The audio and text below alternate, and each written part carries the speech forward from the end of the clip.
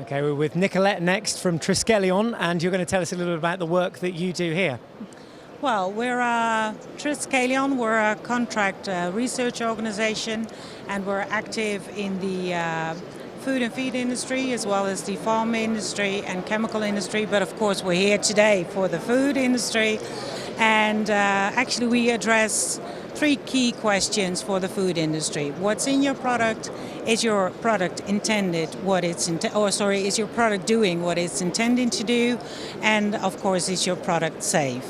And especially if we look at is your product doing what it's intended to do, we have a great in vitro tool which really mimics the complete GI tract, and we're quite happy with that and proud of that. Yeah, I think you have to come and have a look at this. So we're going to venture this way a little bit because this mimics the intestines of the human being, doesn't it? Yeah, it is actually. It's a system. This is like our new generation. The model itself is already developed over 20 years ago. It's a well-validated system, and we have over 180 scientific peer-reviewed publications written on the model, and it really mimics the GI tract. So if you look at this one, as you can see probably, this mimics the stomach.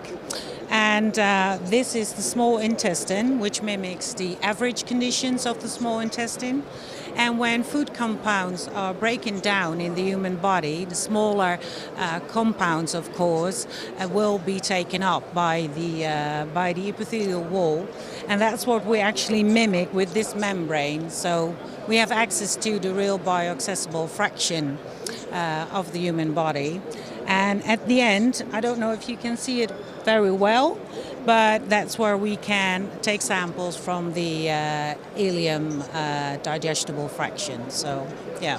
And we have another model as well, which mimics the colon, but we're not having that here as a mock-up at the show. So.